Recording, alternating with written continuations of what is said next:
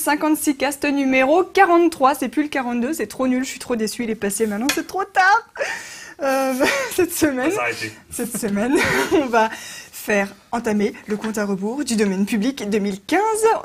On va parler des projets d'Amazon en matière de streaming vidéo et on va compter beaucoup trop de cuisiniers avec mes chroniqueurs favoris Alexis Kaufmann et Véronique Boukali. Bonjour de Romaine Lubric et...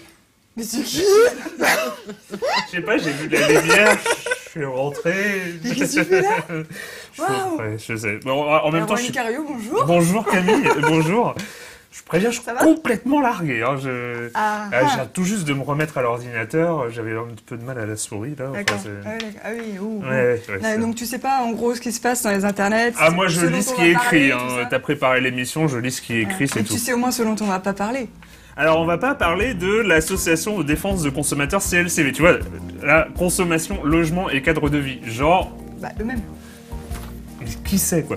A assigné Netflix en justice, elle juge plusieurs clauses abusives, et notamment celle qui dit que Netflix se réserve le droit de résilier votre contrat s'il considère qu'il y a une utilisation illégitime du service, sans définir évidemment ce qu'est une utilisation illégitime du service. Moi je pense que c'est utiliser une petite extension sur Firefox pour changer pour avoir un proxy aux États-Unis et avoir un catalogue plus gros en allant sur Netflix US.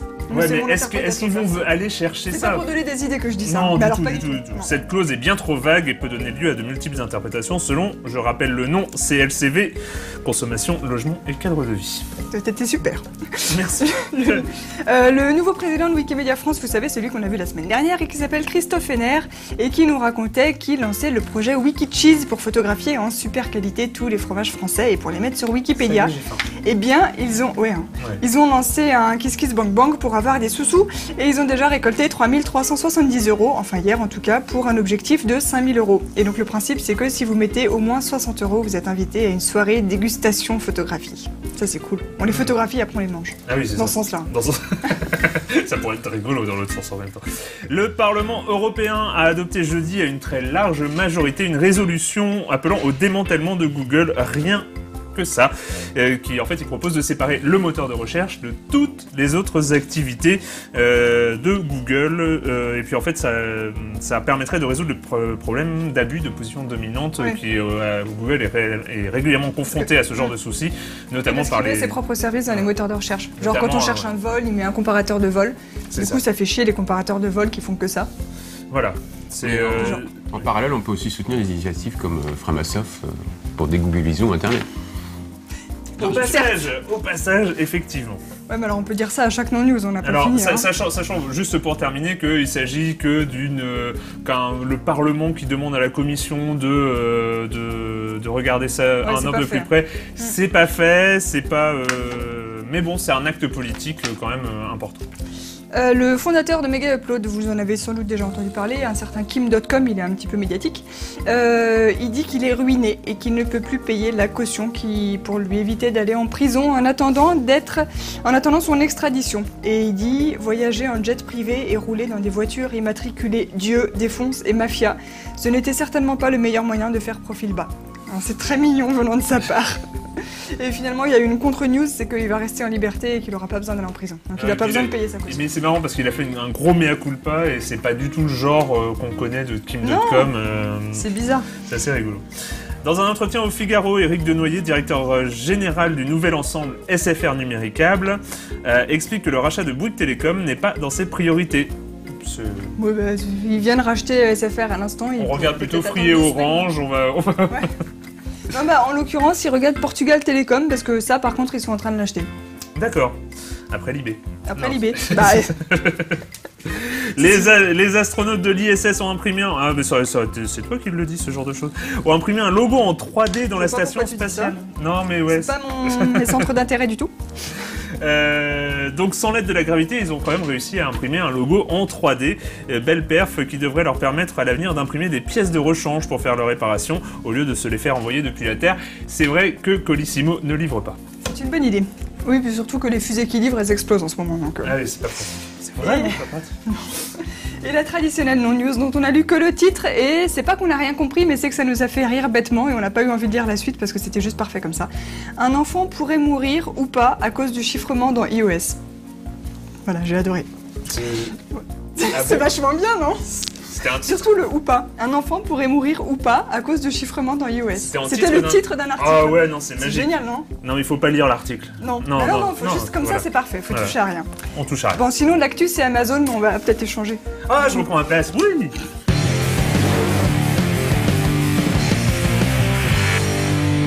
Donc, l'actu, c'est donc Netflix, ou plutôt... Non. Le fait que Netflix soit arrivé et et ça commence à faire pas mal de gens qui veulent être concurrents de Netflix. Oui, il commence à y avoir des offensives. Ouais. Et celle de Amazon, on ne sait pas... C'est ça, c'est un petit nouveau, c'est ça? Une boutique. Ouais, une boutique. Une boutique Une en ligne. La boutique en ligne. La boutique en ligne Amazon. La supérette en ligne Amazon est donc en train de préparer un truc, ils veulent pas encore dire ce que c'est, mais d'après les bruits des couloirs, ce serait un Netflix killer. C'est-à-dire que ce serait tellement bien que les gens... ils vont arrêter immédiatement. Pardon. Ils vont arrêter immédiatement d'utiliser Netflix pour utiliser le nouveau service de Amazon. Et pourquoi? Quelle serait la raison pour laquelle? Eh ben parce que ça serait gratuit. Donc un peu moins cher que Netflix. Oui, parce que Netflix, c'est minimum 8$ par mois, Ouais. voire plus si tu veux avoir plein d'écrans. Et d'après les informations du New York Post, donc Amazon, son coût en douce, ça serait de le faire gratuit et financé par la pub. Donc en échange, ce serait bourré de pub. Bon, super. Et avec quand même un gros catalogue, enfin c'est Amazon quand même derrière, donc c'est quelqu'un qui a un petit peu les moyens de ses ambitions.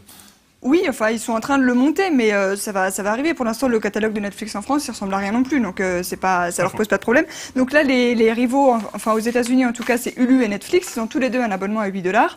Eux, ils se positionneraient à 0$ en face. Alors Amazon en ce moment, ça ressemble à quoi? Ils ont un service de VOD qui s'appelle Instant Video et qui n'a pas d'abonnement propre. En fait, il faut être abonné Prime chez Amazon, avoir un abonnement premium, c'est 99$ l'année. Donc si on rapporte au mois, c'est un peu plus cher qu'un abonnement Netflix. Et c'est aussi le truc qui nous permet d'avoir les livraisons en un jour gratuits et tout sur la boutique et qui donne accès à la VOD. Alors ils avaient aussi une autre expérimentation en cours, surtout au Royaume-Uni et en Scandinavie, qui s'appelait Love Films. Et en 2012, je crois, c'est celui-là dont on avait peur, dont les chaînes de télé avaient peur. Et c'était celui-là qu'on sentait comme le gros concurrent à Netflix et comme le killer en Europe, quoi. Et finalement, Love Films, ils l'ont intégré à Instant Video. D'accord.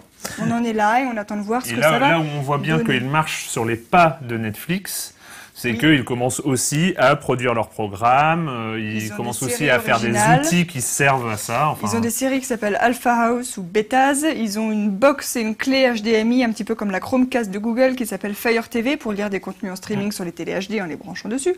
Et ils ont passé des accords avec la chaîne payante HBO aux États-Unis pour diffuser des séries stars en exclusivité, comme Les Sopranos, The Wire, Six Feet Under, c'est pas des petites séries, ou les sketchs de l'humoriste Louis C.K. Alors, moi, bizarrement, j'ai plutôt tendance à penser que c'est une idée toute pourrie parce que ça va être encore du financement par la pub et il y a déjà suffisamment de pubs partout dans le monde et que financer des films, des séries et tout ça juste avec la pub, ça me semble un tout petit peu décalé. Mais il y a des gens qui sont pas d'accord avec moi. Non, Amazon, ils trouvent que c'est une super bonne idée. Oui, mais Amazon, oui. New York Post aussi. Non, mais parce que eux, par exemple, la pub, ça leur permettrait que non seulement tu sais sur quelle pub tu cliques et sur quelle page t'arrives, mais en plus, si t'arrives sur une page d'un DVD à acheter sur Amazon, ils savent si à la fin tu l'as vraiment acheté ou pas. Enfin, ils contrôlent tout le circuit de la pub du début à la fin jusqu'au clic de l'achat, quoi. Ils ont toutes les données. Ils savent tout sur toi. Donc c'est le saint graal du ciblage publicitaire. Ça serait cool pour eux. Ça serait oui pour eux. Pour eux, j'ai dit pour eux. Et en fait, c'est pas les seuls parce qu'on sait très bien que Google va commencer aussi, YouTube va mettre des films en payant. Enfin voilà, les offensives pour contrer Netflix vont se multiplier. Et Netflix, je crois qu'il a atteint un pourcentage assez impressionnant de la bande passante américaine ces dernières semaines. Aujourd'hui, ils sont super leaders dans ce domaine-là. De toute façon, difficile à détrôner, je pense, à terme, même en gratuit. Virgule what the fuck? Virgule what the fuck.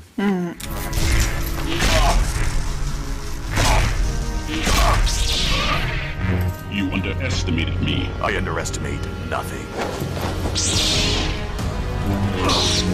C'est pas un peu classe? C'est pas un peu classe? Moi, ça me laisse de marbre. C'est autre chose que 57 secondes où tu vois rien. Hein? Sauf un... Si, tu vois, bzz, bzz. Oui, c'est ça. C'est bzz, bzz. Batman contre Dark Vador, donc une production Machinima Prime. Non, mais c'est juste marrant parce que il y a quelques années, en 2009-2008, les Donc là, Erwan commence à raconter sa vie. On est déjà en retard de 1 minute. Vas-y, je t'écoute. Ah, ça va. Non, mais je disais juste que les productions que tu trouvais sur Internet, c'était vraiment du do-it-yourself et tout ça. Et maintenant, c'est effets spéciaux et vrai. acteurs. Enfin, voilà, c'est C'est très, vrai, très impressionnant. Ça Voilà. fait plus carton pâte. Hein. Voilà. Ceci dit, c'est très rigolo. C'est une vidéo très drôle sur Machinima, le compte sur YouTube. Bref. Voilà. C'est le moment du quartier libre.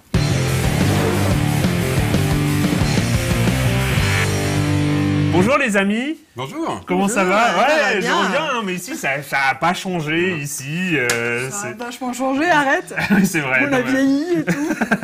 Moi non, je vis, c'est formidable. Donc vous allez nous parler du compte à rebours d'ici jusqu'en 2015, parce qu'en 2015, qu'est-ce qui se passe? Enfin voilà. Bah, on Dis-nous. aura mangé tous les chocolats. Exactement. C'est ça. C'est ça. Voilà, en fait, à la C'est fin de tout l'année civile, tout s'accélère pour le domaine public, décembre, janvier. Ça me rappelle quelque chose, l'année dernière. Voilà. C'est ça. Mais avant de... Véronique nous en dira plus dans un instant. Moi, je voulais évoquer une petite séquence à l'Assemblée nationale, parce qu'on a aussi évoqué le domaine public à l'Assemblée nationale, grâce à la députée Isabelle Attard, qu'on a parfois citée. Il s'agissait de transposer une directive européenne en droit français, pour harmoniser les droits, parce que les droits voisins étaient de 50 ans et les droits d'auteur de 70. Les droits voisins, c'est quoi? C'est les interprètes et les producteurs. Et quand on choisit d'harmoniser, Généralement, là on avait le choix entre 50 et 70. 70. Bah, 70. Voilà, on est passé à 70 pour les droits voisins, malheureusement j'ai envie de dire. Donc par exemple, Amsterdam de Brel et les copains d'abord, de Brassens, qui allaient entrer dans l'interprétation, allait entrer dans le public le 1er janvier prochain. Non, Eh 20 ben ans, non. 20 ans de plus. Donc Attard, elle a dit ok, on va la signer parce que de toute façon c'est l'Europe, on nous demande de signer. Mais pourquoi ne pas en profiter pour, et c'est là qu'elle a fait une belle intervention au perchoir, les exceptions françaises, le mort pour la France, les prorogations de guerre. Virons ça pour puisqu'il faut harmoniser. Pourquoi on devrait garder ces exceptions? Et Choc puis de simplification. et puis enfin une définition positive du domaine public pour arrêter de dire tomber dans le domaine public. Donc petit extrait de la fin de son intervention.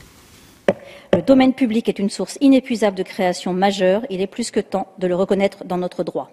Je citerai enfin, pour terminer, Alexis Kaufmann et Véronique Boucali. Bibliothèques, musées, historiens, archivistes, enseignants s'appuient sur le domaine public pour recueillir, conserver et valoriser les œuvres du passé. N'importe qui peut librement restaurer et numériser les œuvres dans le domaine public.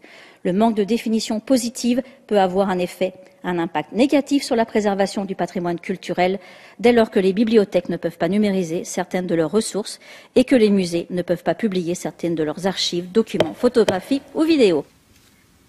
Bon, je reconnais, on n'a vous pas la pétez un peu, choisi, non on n'a pas choisi les... Hashtag la classe. On Hashtag n'a la classe. pas choisi l'exemple Hein au hasard, ça à inclure dans notre petit quart d'heure C'est ça. warolien.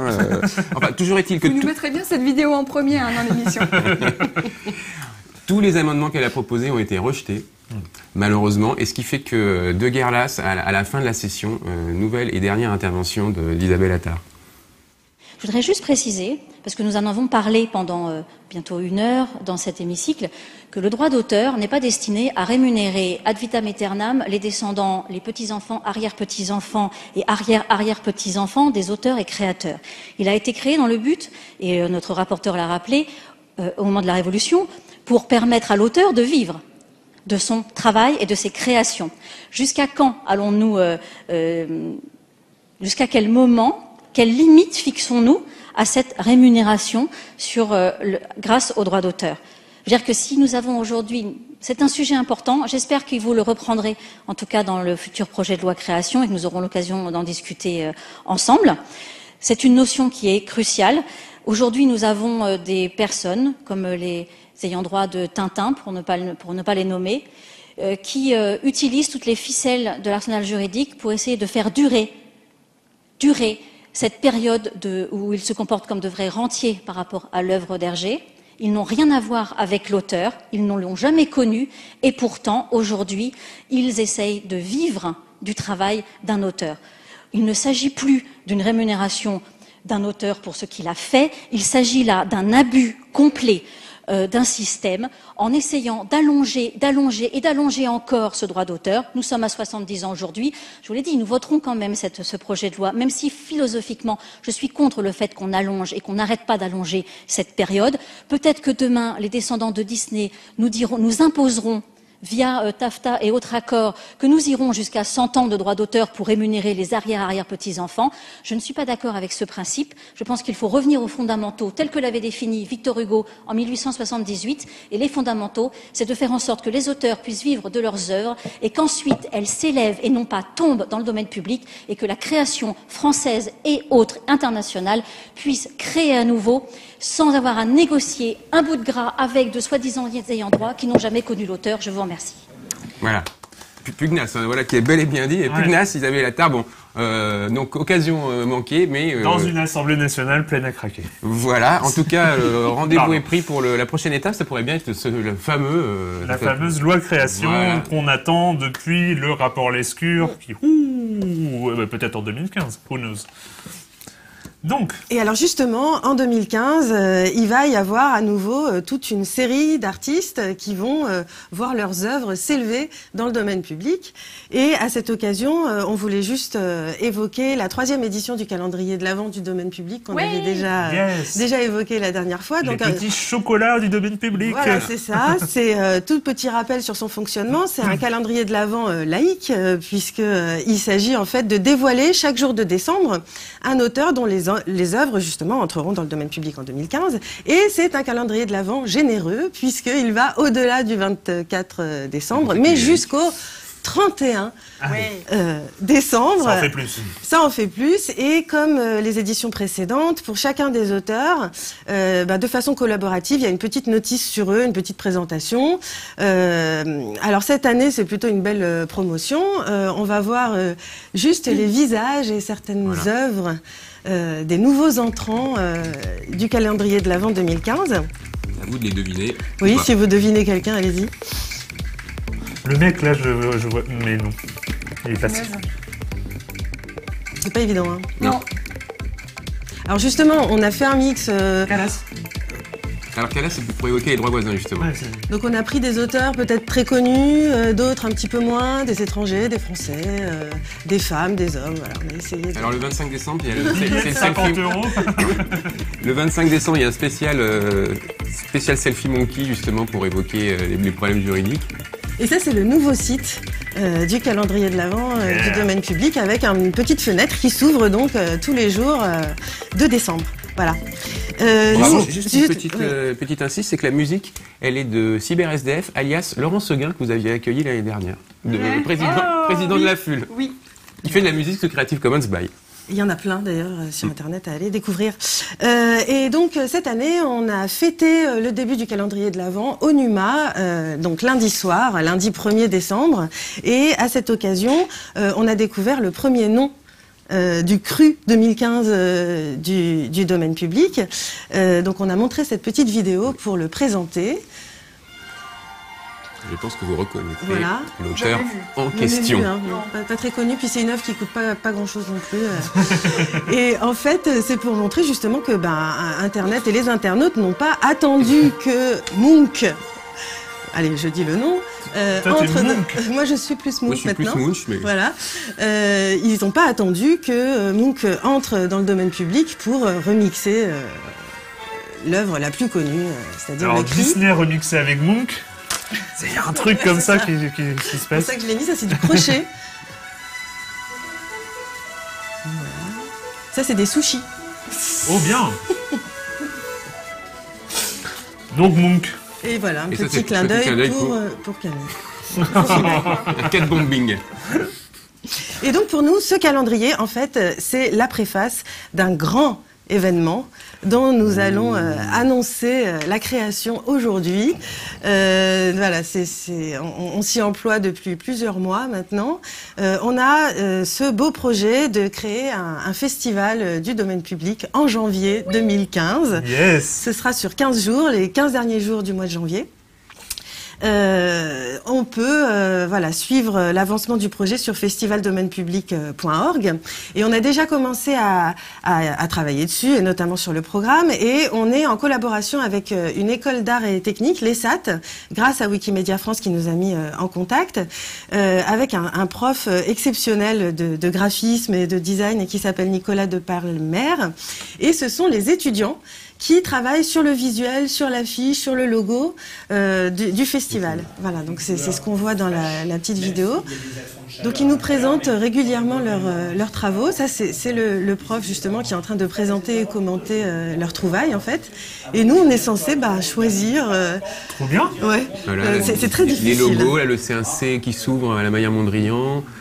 Là, c'est plutôt un diaphragme. L'idée, c'est du diaphragme d'appareil photo qui va s'ouvrir. Parce qu'ils ont beaucoup travaillé sur le logo du copyright barré, en fait. Et ils ont essayé de nous proposer une charte graphique, une affiche, etc. Il y a 2 semaines, c'est la semaine dernière. Là, on commence à mettre de la couleur. Ah ouais, ça commence à être pas mal, ça. Et d'ailleurs, pendant le festival, il y aura une exposition dédiée. On mettra tous les projets parce qu'on trouve ça dommage de devoir en choisir qu'un, alors qu'ils ont plein de super idées. Ils ont créé des typos de caractères. Mais c'est un beau sujet aussi, je trouve, pour des étudiants de graphisme. C'est vraiment un beau sujet, un beau sujet de travail. Au festival, il y aura plein de trucs. À part des ballons et des gâteaux. Il y aura pas mal de on essaye, on est en train de chercher des sous pour avoir des gâteaux, justement. Enfin, bref. Et il y aura des ciné-concerts, des conférences, des ateliers, des fêtes dans des bibliothèques municipales.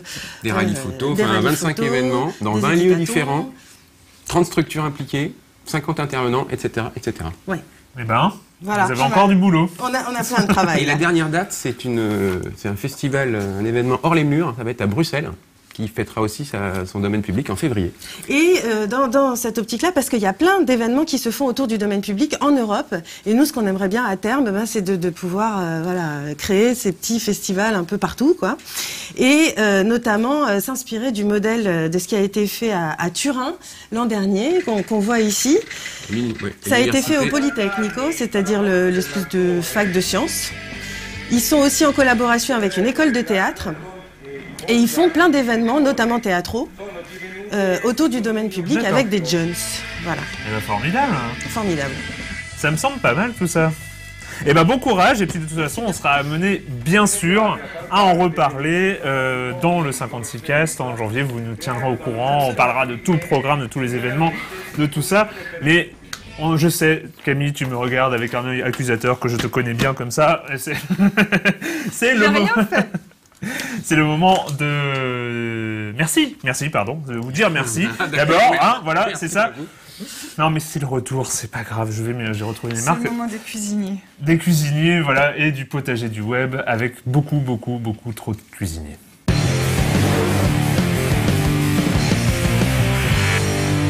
Alors, c'était début novembre, il y a un mois. Tout d'un coup, il s'est passé un truc. Tout Twitter s'est mis à parler d'une vidéo qui s'appelait Too Many Cooks.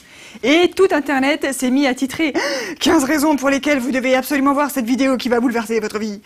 Et c'est comme ça. Vraiment déconnecté, moi. Je sais pas ce que ça a foutu, mais pour passer à côté. Et tous les collègues se sont mis à nous choper dans le couloir en disant « Hey, t'as vu Too Many Cooks et tout, ça te reste pas dans la tête parce que voilà, c'est horrible, ça fait 2 jours que je chante que ça. » Alors il y a un moment, il a fallu qu'on regarde aussi. Alors on a cliqué sur Play. Family is like a soup. Everyone adds an extra scoop. Mix an ounce of a smile so sweet. A dash of cool to add the heat. And you've got too many cooks. Too many cooks. Too many cooks. Too many cooks. Too many cooks. Too many cooks. Too many cooks. Too many cooks. Too many cooks. Too many cooks. Too many cooks. Too many cooks. Too many cooks. Too many cooks. Too many cooks. Too many cooks. Too many cooks. Too many cooks. Too many cooks. Too many cooks. Alors effectivement, comme le dit le titre, vous avez vu, il y a un peu trop de cuisiniers. Et donc cette chose-là, ça dure 11 putains de minutes. Et j'ai regardé les 11 putains de minutes et c'est comme ça tout le temps. Sauf qu'après c'est pire, parce que ça part un petit peu en cacahuète. Donc le principe, c'est une parodie de générique de sitcom des années 80 familiale, qui est passé sur la chaîne américaine Adult Swim à 4h du matin, fin octobre. Et puis, ils font souvent ça Donc, apparemment, passer des trucs complètement what the fuck à 4h du matin. Et puis après, ils l'ont mis sur leur chaîne YouTube et ça a été un succès immédiat. Aujourd'hui, donc on en est à 4 millions de vues.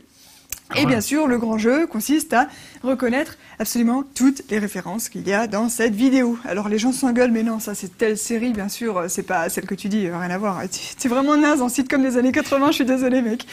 Voilà, non c'est vrai, les gens sont vraiment comme ça dans les commentaires des articles, ils sont méprisants, c'est pas gentil je trouve. Et par exemple, le premier plan, on pourrait dire qu'il rappelle celui du générique de Dynasty. Vous savez, comme ça. Oui. Ah, on confond toujours. On confond toujours. Ouais, non, Toi, tu te feras engueuler dans les commentaires. Je vais pas nous mettre le générique de Dynasty en entier. Mais non, c'était pour montrer aussi le gratte-ciel. Voilà, mais ça rappelle aussi le générique de Family Matters, la vie de famille en français. Avec aussi les gratte-ciel. Et puis aussi le plan aérien au-dessus d'une maison avec le titre qui s'affiche en jaune et tout. Là, on reconnaît, hein, parce que dans Too Many Cooks, c'est comme ça, au début. C'est carrément ça. Oui. Voilà. Alors on a aussi Ah ouais, des... c'est compliqué, hein. Ah non, mais c'est... Les mecs, je sais pas combien de mois ils ont bossé là-dessus, c'est un truc de fou. Ouais. Et en même temps, ça s'adresse pas à tout le monde, hein, parce que pour être fan des sitcoms des années 80, des sitcoms américaines des années 80, c'est un peu violent. Ouais. Alors on a aussi des références à Battlestar Galactica, on a du Marié 2 enfants, on a du Seinfeld, on a du New York Police Judiciaire et une certaine série qui s'appelle Falcon Crest, qu'on reconnaît bien. Ça c'est l'original. C'est vrai que les génériques sont toujours en jaune avec un contour noir. C'est clair. Avec un faucon à la fin. Et dans Too Many Cooks, ça devenait ça. Non mais les mecs, pour une vidéo passée à 4h du matin, mais ils ont passé leur vie à la faire, c'est pas possible. Et alors là, vous vous dites, c'est la 2e fois qu'on voit ça. Ah, c'est la 3e fois qu'on voit ça. Et c'est normal, c'est là qu'on commence à sentir que la vidéo part en couille. Et qu'il y a en cacahuète. C'est là que ça commence à devenir n'importe quoi. Il y a de plus en plus de comiques de répétition, d'humour absurde, jusqu'au grand n'importe quoi de la fin, où on vous promet du sang et beaucoup de choses bizarres. Et oui, ça commence avec des têtes qui volent, des chats qui explosent. Ouais, Et puis il y a le générique qui fait des personnages et les lettres du générique qui se mettent à parler entre elles. Enfin, c'est n'importe quoi. Alors bien sûr, il y a eu quelques parodies de cette vidéo, plus ou moins inspirées. Et la seule qui vaille le coup, à mon avis personnel, c'est Too Many Cookies. Je suis d'accord avec toi. Bien sûr. Takes a lot to make some dough. Add chocolate chips and then bake at 400 degrees and eat them so ferociously. And you got too many cookies. Too many cookies. Too many cookies. Too many cookies. Too many cookies. Too many cookies. Too many cookies. À partir du moment où il y a Cookie Monster, forcément, ça met les autres un peu très loin derrière. Hein, on est d'accord. Donc, Too Many Cooks, vous pouvez retrouver que vous pouvez retrouver partout sur Internet et notamment sur la rubrique écran de Libération. C'est trop tard, vous l'avez dans la tête. C'est vil, Camille. Oui. Ah, tu devrais avoir. Oui. Si on avait eu le temps, on aurait parlé de...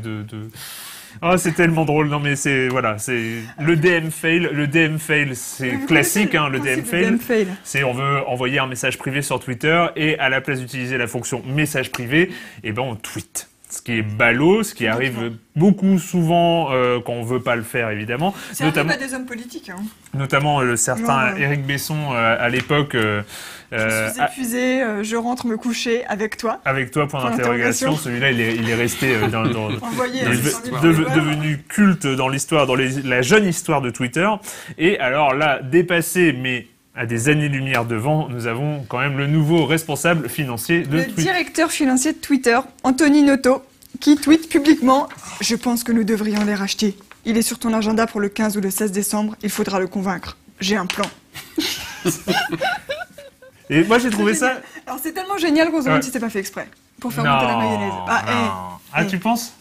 Ah, il serait vil comme ça. Non, moi je pense que c'est un bon DM fail des familles. Mais c'est possible aussi, parce qu'il a pas l'air super doué en Twitter. Hein. Pour le coup, il a 9000 abonnés, c'est pas terrible. Bah, il vient d'arriver en même temps. Il est pas arrivé depuis très très longtemps, je crois. Ouais. Et donc il y a eu évidemment plein de rumeurs, de choses comme ça, notamment celle qu'ils allaient racheter le service de Justin Bieber, enfin financé par Justin Bieber, de réseau social de selfies notamment. Ouais, où tout le monde est censé être gentil dans ce réseau social, parce qu'ils aiment pas les méchants, figurez-vous. Mais bon, ça c'est resté à l'état de rumeur et ça ne s'est pas confirmé, évidemment. On verra le 15 ou le 16 décembre. On verra le 15 ou le 16 décembre. Et donc, nous aussi, on a un plan et on en reparlera. Et puis, bah, c'est l'heure, hein. C'est l'heure de finir avec des poils. Des plumes.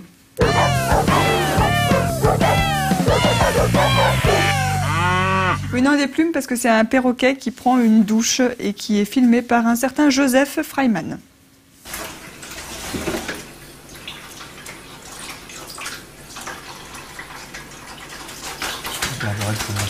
Perroquet ou une perruche? Je suis un oiseau. Ouais. Non, le perroquet, je vois ça avec un bec quand même un peu plus imposant. Ouais, non, je pense que c'est un genre de perruche. Écoute, on va lancer le débat sur les forums de discussion. À votre avis. Sympa la bouche. Voilà. Véronique, Alexis, merci beaucoup d'être passés nous voir et bon courage parce que vous avez du boulot et vous n'avez pas de vacances de Noël cette année. C'est ballot, hein. Vous aurez le droit à du gâteau si vous avez, si vous voulez, mais quand même, hein. Travaillez bien. Et Too many cooks, too many cooks. Too many cooks, too many cooks. Nous, on se retrouve la semaine prochaine sur No Life et sur Libération.fr. Salut. Salut.